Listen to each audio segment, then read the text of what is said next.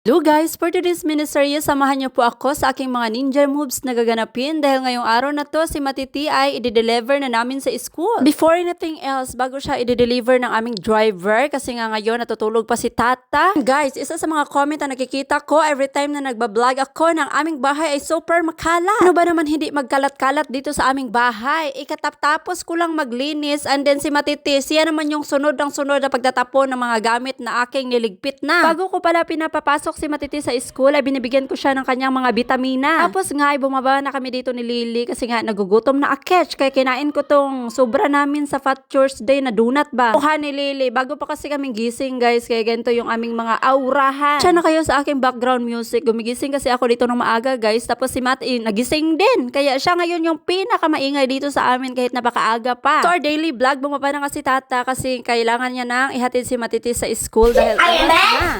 Bye, Kuya. Where's Mama Kiss? I love you. Where's your sister Kiss? Forehead. Hala, you have food in your cheeks. Come on. Pass. Give me him. Yes? Mama, Yes? I make it go back to school. You make kupa in school? You want to make up at the school? Or you won't make kupa in school? Yeah, Not now? In school? not now. Good! You want smelly in school? Oh, Push! very smelly pants. Very smelly pants? Yeah. A fool. Maybe he make fart. You make fart? No, I make a party to school. Why in school, not in house? Father school. It's okay. Enjoy ang school, Mati. Go. Get your Iron Man. What properly, Papa. Love you.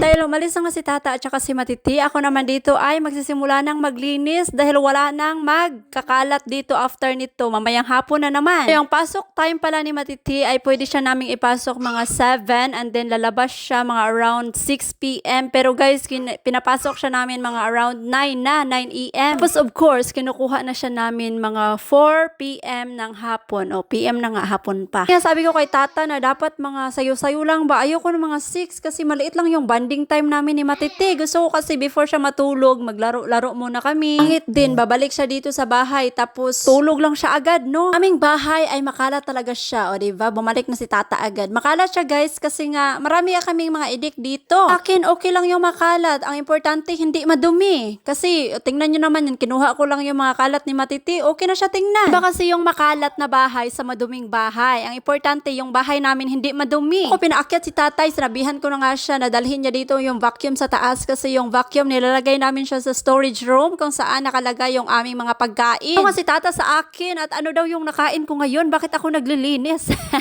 Kasi nga guys, pagka kinaumagahan nitong vlog na ito ay meron kaming cleaner. Hindi nyo alam, may cleaner kami dito sa amin every week. Kahit may cleaner kami ay gusto ko pa rin maglinis kahit once a week man lang. Kasi nagsisilabas pasok dito sa aming bahay kaya hindi siya madumi guys. Gaya sa atin na everyday may pumapasok kaya kailangan talagang maglinis everyday. Dito sa amin, makalat lang talaga siya everyday. Yung madumi ay hindi talaga yan. No. Hindi. Kung si Matiti ay hindi sumusunod sa akin, like kumakain siya tapos nagtatakbo-takbo, yan talaga yung inhiblaran ko sa kanya. Banga ako kasi merong package na dumating para kay Tata pala ito. Ited kasi ako, akala ko sa akin yung delivery na package na ito pero kay Tata pala. Kaya nga niya kasi nga dumating on time yung kanyang meeting sapatos para sa kanyang beach doon sa Pilipinas, puhon-puhon. What is that? It's Crocs. My shoes for swimming.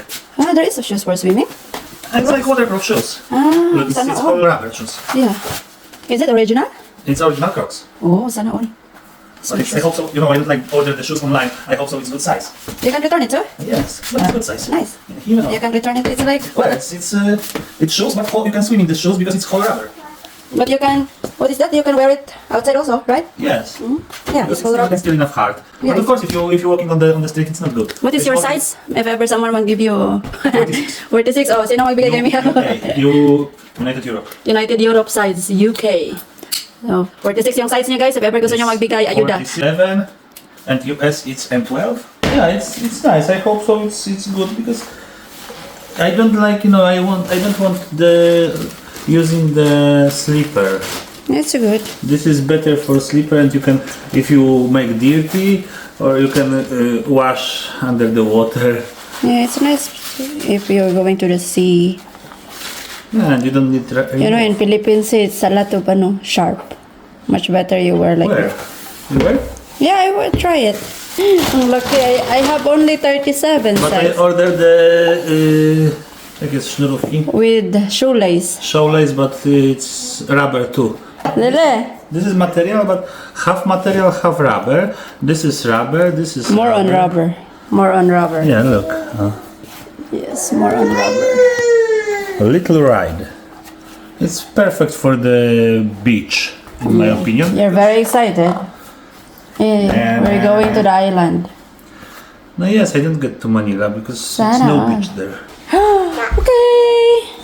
You burned the. Oh, baby. Oh.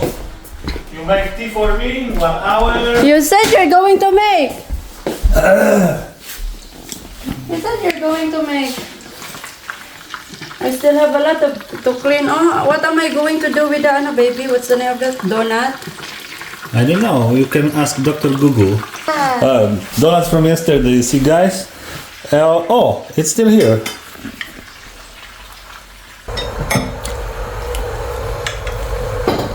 I'm gonna make your tea so you can work. Wow. Ito ako lagi pag naglilinis ako at the same time nagluluto. Kaya minsan hindi ko na naalala yung mga niluluto ko doon. Nasusunog na guys. Ito talaga yung pinaka main dahilan bakit gusto kong mag-vacuum ngayon. Ayoko nang paabutan bukas sa aming cleaner. Kasi nga si Matiti at saka si Lily habang kumakain, ewan ko yung mga pagkain, nagsisipag, laglagan. Anyway, noted na talaga yan pag meron kayong mga ide. Low din kasi yung baby namin dito. Oh, baby rin si Alex, diba? Kahit malaki na, baby pa rin. Oy. Tapos kung nag-vacuum dito sa second floor ay hinugasan ko na naman tong pinakadaming hugasan ko everyday. Putan ko kasi yung hugasan kahapon kasi nakatulog ako sa pwesto bago ako natutulog, hinuhugasan ko tong mga hugasan na to. Okay lang yarn, ganyan naman talaga yung buhay, nakakalimutan natin minsan. Importante ay habang naghuhugas ako, meron akong kamarites, no? Para naman hinay-hinay, hugas diri, marites sa kadaghan. Plano na pala kami guys kasi nga malapit na yung birthday at malapit na yung aming flight kaya alam nyo na, nagplano family meeting kami kung ano yung mga dapat gawin, ano yung ipaghahanda. Of course, main ay magkano ang budget. Yon talaga yung pinaka-main meeting namin. Kailangan pag-usapan talaga yun. Naman mapa-approvean ko agad kay Boss Amo, no? Kung ano yung pangangailangan namin. Charis.